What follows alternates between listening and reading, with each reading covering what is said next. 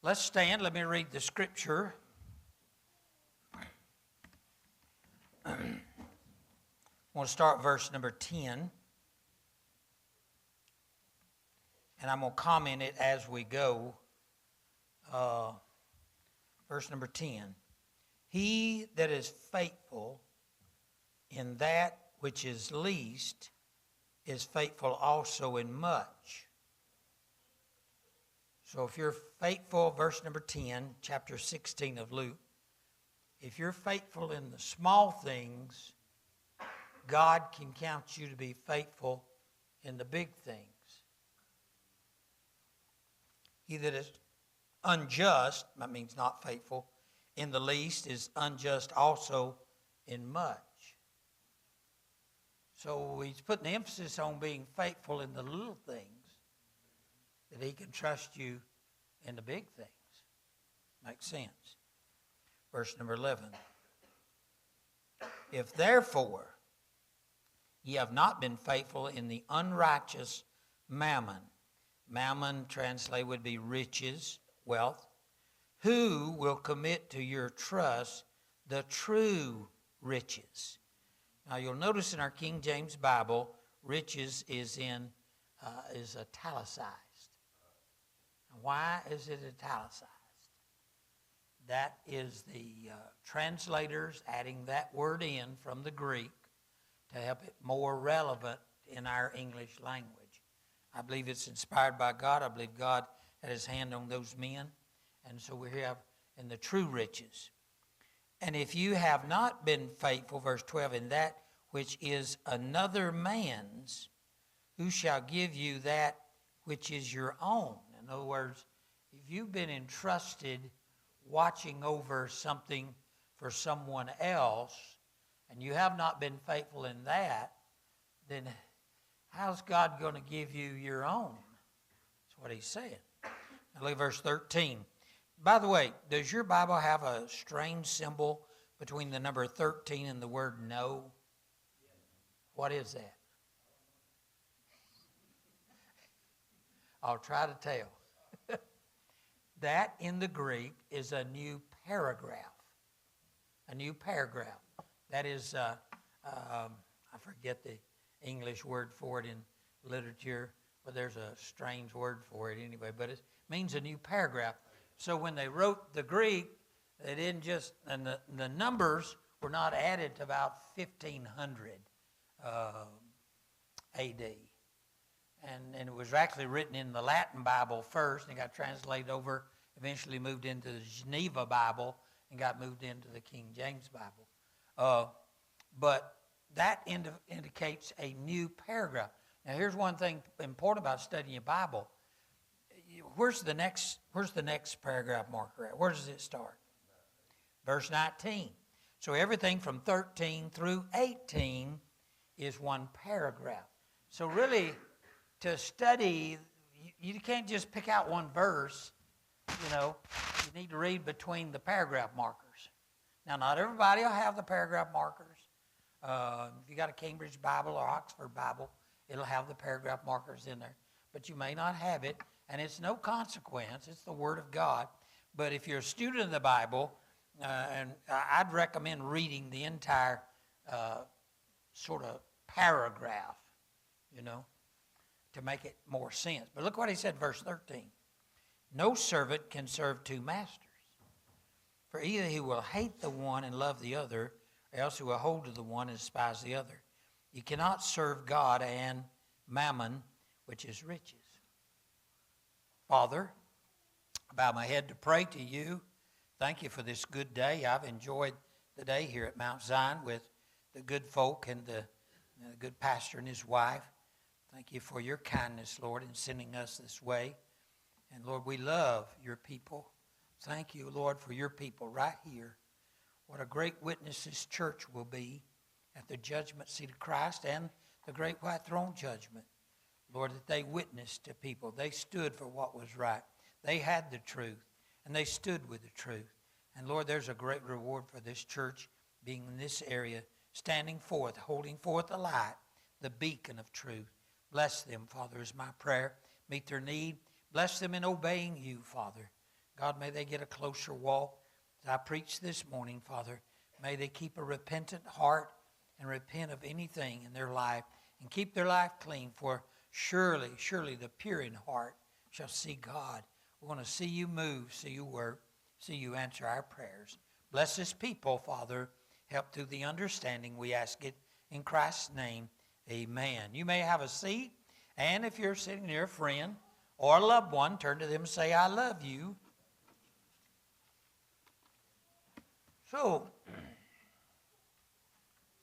let me give you, let's look at some scriptures that'll help you, I think, in this. And one is over in Psalms 24. Psalms 24, verse 1. Psalms 24, verse 1 says this: the earth is the Lord's, and the fullness thereof, the world and they that dwell therein. Okay? Who owns the world? Who owns the earth? Who's the owner of every person? Who's the owner of the earth? The earth is the Lord's, and the fullness thereof. Everything in it belongs to God. It's God's creation. He made it. And thereby He has ownership of everybody. And you and I, even before we were saved, we were owned by God. Now, we may not have been right. Look over at 1 Corinthians chapter 6 and verse number 20. I like verse 19. The Corinthian people were crying and a little upset that they did not get to see the temple, Herod's temple at Jerusalem. And Paul says, what? Know ye not that your body is the temple of the Holy Ghost, which is in you, which you have of God, and are not your own? You are not your own. Verse 20, for you are bought with a price. Therefore glorify God in your body and your spirit, which are God's. Now, that reminds me of the book of Hosea. Hosea's wife, Gomer, left him, went back into a life of sin. Later on in life, he happened to be preaching probably near the courthouse. There was an auction going on, and there on the auction block was this older woman, broken down. And Hosea pulled out his money, and he bought her back. We have been bought by the blood of the Lord Jesus Christ. I'm not my own. It reminds me of a story I heard Jack Hiles tell on one of his tapes one time. He said this man got on a train, and he was the first in the compartment that held 4 people. Has hands underneath the table. 3 businessmen got on, and they worked in that town, and they're going to go home.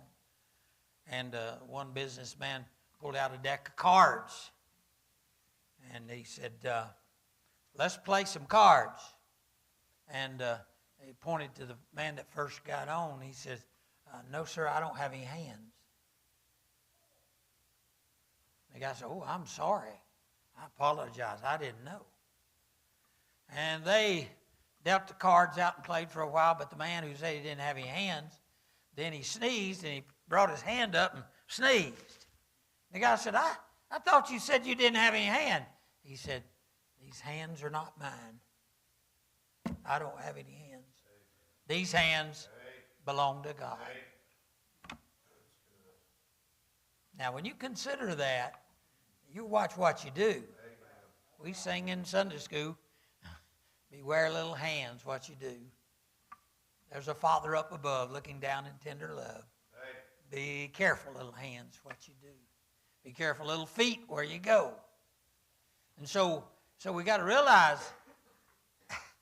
I got sold. I was in sin. I was on my way to hell, and Christ died on a cross, gave His blood, and redeemed me, and bought me with His blood. I've been bought with a price. And that's what Paul said in 1 Corinthians chapter 6 and verse 20. So I want to talk about stewardship. A steward is a person who manages another's wealth, money, or property, or financial affairs. He does it for him. A good example is Joseph. When Joseph was bought by Potiphar on the slave market, brought into his house, Joseph showed such maturity in respecting the master of the house that he managed, he paid for the groceries coming in, he paid for all the cleaning supply, he paid for everything, he managed it all. Mr. Potiphar didn't have to do a thing, Ms. Potiphar didn't have to do a thing. Joseph managed the whole place. He was a steward. And that's what you and I are in God's economy now. Now you say, well, preacher, it was with my ability I got my job. No, I don't think so.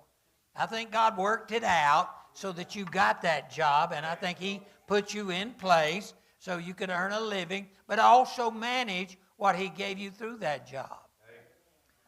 I'll tell you a funny personal story. I got out of the Army. I had the GI Bill. I was working at now called the University of West Georgia in a program where I could earn money tutoring students in mathematics. And so I had money coming in. I was taking an education course to get my credentials with the state of Georgia. And my professor was a very wise man. And I'm going to ask you this question. If you had to go into a country setting, what two important people would you talk to? Who are the two probably most important people who talk? I told him I didn't know. He said, you ought to talk to the barber, because the barber talks to everybody else, and you go in there and make a good impression on the barber, you'll make a good impression on everybody else because he'll give you a good impression. And said the other person you ought to talk to is the undertaker. He knows everybody in this little small town. He's buried everybody's family. He knows them all. You go in there and tell him you're the principal, the new principal at the high school, and you tell him you appreciate his work and what he does. And if you can help him, you'll be glad to do so. And I'll tell you, he'll talk to everybody in that whole town, and you'll have the town behind you when you become a principal. He's a very smart guy. Well, he put my name in at junior high school. And he talked to me, and he said, Randy, they got a teacher over there teaching math, and she is about 8 months pregnant. She's going to have a baby, and they need someone to take her place just the rest of the year. And I had taught math in Dalton, Georgia before for a year. And so I told him, I said, you know the Baptist answer for no? I'll pray about it. If somebody tells you, I'll pray about it, that means no. That immediately means no. I just accept it as no and go on. And I said, well, I'll pray about it. He said, well, now he's going to give me my grade. And so he said, well, you just go over there and do an interview. And I said, okay, I'll do an interview. And I went over there and met Mr. McClendon in his principal's office. And he asked all these questions, what I'd done. And he said, will you take the job? And I said, well, I'll pray about it. That meant no to me. I went home. That was like 4 o'clock in the afternoon. I went home. Next morning, in the Carroll County papers, on the second page, Randy Bell, new teacher at middle school, junior high school. Now, wait a minute. They put the paper out at 2 o'clock. They start printing it at 2. My appointment wasn't at 4. What? So I had to take the job. They done put it in the paper. But I found out my Heavenly Father knows what's best. Because when I became that teacher, I got state of Georgia health insurance, 100% coverage, anything that day. And, yep, 10 or 12 months later, we're going to have a baby boy. And I go to Tanner Memorial Hospital, and everything's paid. There's a God that if you'll just follow Him, He'll help you. He'll help you be a good steward. But everything we have, your job, your life, your church, it all belongs to God. That's who God is. Now go to Mark chapter number 12. This is one of my favorite stories in the Bible. It's interesting. Is that actually, Mark chapter 12, verse 41, it is actually the last time Jesus taught in the temple. The last time he taught something in the temple. Chapter 12, verse 41, and Jesus sat over against the treasury and beheld how people cast money into the treasury, and many that were rich cast in much. There came a certain poor widow, and she threw in 2 mites, which make a farthing. It's not very much. And he called unto him his disciples and said unto them, Verily I say unto you, that this poor widow hath cast more in than all they which have cast into the treasury. For all they did cast in of their abundance, but she of her want did cast in all that she had, even all her living. Now, I thought about this. God not only sees what we give, he knows what is left. He did with this woman. As far as we know, he hadn't been to her house. But he knew that she had cast in all of her substance, cast in all she had, even all her living. I don't think she went home and went to bed hungry that night either. She made the pages of this book. Wow. We don't know her name, but she made the pages. And you know what? I thought about this too. If you look at all the people in the Bible, who was more like Jesus? You say Moses. Oh, wait a minute. Back up a little bit. He killed somebody. Better take him off the list. Daniel. That's a pretty good choice. But wait a minute. Daniel in chapter 9, verse 20 said, we have sinned. I've sinned. Christ didn't sin. You know, this woman here, this widow, is more like Jesus than most people. Number one, we don't know her name. She was humble. She didn't try to make herself known. She gave all she had. Christ gave all he had. She was poor, but she became poorer.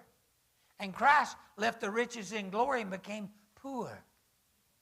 This woman, I'll tell you what, I guess at the judgment seat of Christ, I'll be way in the back, and this poor widow will be way up the front somewhere. So what's the story here? Now the treasury, they had, they called them bugles. They were a bowl round at the bottom, and then they come up here and come out. I've seen some at Walmart where you put a penny in, and it rolls round and round and round and round. Whoops. So it had a funnel at, like a top, and you could walk by it, and you could throw it in or drop it in, or you could place it in. And so what did Jesus do? Look at verse number 41. He sat over against the treasury and beheld how the people cast money into the treasury. Our method of giving is important. We ought to give cheerfully, not begrudgingly. Who are we giving it to? We're giving it to God. And many of the rich cast in much. So I believe there's some guys came by there and said, bam. Want everybody to see what they gave. And I believe there probably was some rich man who came by there and just dropped it softly. She came in and had two little brass specks. That's all she had. And she went, bing, bing. Barely could hear it. When that happened, the bell in heaven rang. Jesus called the disciples over and said, look, she put in more than all of them. How could she do that? Well, there's a difference between earthly currency and divine currency. divine currency is our time. We've been given 24 hours, everybody the same divine currency every day. How you use it then depends on how you honor God in it.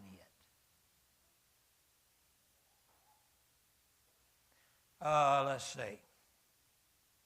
We're going to call this one Matthew. Needs a haircut, but he's Matthew. There's Mark. Over here's Luke. You with me? So, stay with me, young people. Listen now. Matthew works at a job and makes $10 an hour. Okay? Mark works at a job, makes $20 an hour.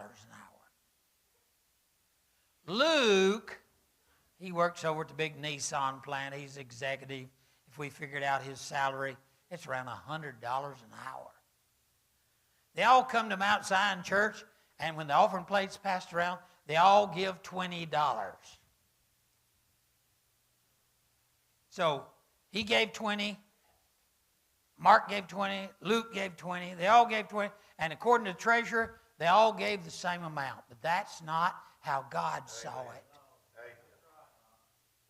How much did Matthew really give? How much? 2 hours of his divine currency. Mark gave 1 hour. And Luke makes $100 an hour, put in a $20 bill. He gave 12 minutes of his time. You see the difference in divine currency and earthly currency? We work. Somebody asked me, my first church, was I bivocational? I said no. I was trivocational. I had 3 jobs. Put money on my table to eat. You and I work. We give our time. They give us earthly currency. We give 10% to the Lord's house to operate the local ministry. Then a love offering needed, we give some more. Then missions offering, when I repent of all my sins and then I talk to God and everything's clear and God clearly tells me what to give, then I give that. Then we are stewards of all that's remaining. How are we going to spend it? Are we going to waste it? I know Dave Ramsey suggests an emergency fund. An emergency fund is like having in reserve 3 months of all your utilities. You know what the doctors and the medical field sort of say? If you got a problem, we'll give you 90 days. In 90 days, you'll either live or you will die. And so Dave Ramsey says, just like the ants. You know, Solomon, he said, look at the ants. They work all summertime storing up food because they know when it's wintertime, they're not going to be able to go out. But they've got food stored up to cover everything. So if a man in this building, in this church, becomes sick and you've got in reserve 3 months of utility bills in an emergency fund, your wife or your spouse can handle all the bills without you receiving any more income, and you're covered. Now, you're either going to live or you're going to die. That's the way it is. And if you live, you've survived it because you made it through because you had a reserve. So we are to be stewards of what God has given. Waste it on things is probably not a wise thing. And I'm not saying God is not mad when you go do something good with your family. I wouldn't go to Cracker Barrel. I quit going when it started serving beer. If I knew they was going the wrong direction. I didn't know they was going to make a strong left turn and go the wrong direction. How pitiful it is. And I still won't go there until they take the beer out and change the CEO. That's just the way it is. I'm not going back. And I loved it. But that's the way it is. I want to be a good steward. And if I'm a good steward, then I will be watching what I spend, and using it to glorify more God than anything else. Now, let me give you this scenario. Okay, I work at a job. I get payday. I prayed to God. I've repented. And God, how much you want me to give, Lord, each week? $25? Okay, Lord, I'll do it. I give my earthly currency to the church. The church then processes it, puts it in the bank. They either send a check end of the month or whatever they may do to the missionaries. The missionary on a foreign field gets the earthly currency, and you know what he does? He turns it into divine currency. He can't work there. It's against the law to work in foreign countries. I met a missionary when I was in India, and I said, "What are you doing?" He said, "Well, I'm telling the government I'm writing a book." I said, "But I'm not writing a book." He said, "I am writing a book, but I'm here witnessing to people all the time." So you turn that earthly currency be given to the missionary. He takes your time. It's all about time. My time was on the job. I gave my time to the church. The church took my time, changed it into earthly currency, sent it to the missionary. He takes the earthly currency, changes it into divine currency, and he goes and preaches around. And you know what happens? He did that on my time. My time. I'm the one who gave. It's my time he's doing that. Who gets credit for that? Philippians chapter number 4. Philippians chapter 4. Paul said in verse 15. Philippians 4 and 15. Now you Philippians know also that in the beginning of the gospel, when I departed from Macedonia, no church communicated with me as concerning giving and receiving, but ye only. So the Philippians, when he departed Macedonia, they started giving to Paul. For even in Macedonia you sent once and again unto my necessity. Verse 17. Not because I desire a gift, but I desire fruit that may abound to your account. So you and I have an account in heaven that God is keeping track of what we do. Well, you'd say, "Well, preacher, church is doing good. I'm not going to give the missions account." You're not cheating the church. You're cheating yourself. Your account in heaven is going to be a little small. And then we give anonymously. We give to our church every month. As a matter of fact, this Sunday was the Sunday to give to our mission program there. We gave this week. But we don't make a broadcast to the whole church what we gave. Matter of fact, God's blessed Mary and I that come October, we're going to give all of our missionaries that she and I personally support with the church's help. We're going to give them a good Christmas offering that they'll get it in November. And then they can use it in December. I mean, I want my account, when I get to the Lord, the judgment seat of Christ, I want him to say, "Well, you did pretty good." It's not going to be a rash judgment. He's the one who died for us. He's the one who redeemed us. He's the one who loves us. He wants us to do more. So let's go back. 16:11. Wow, that's our old King James Bible number. Luke 16:11. I might have to get a whole sermon on 16:11s throughout the Bible.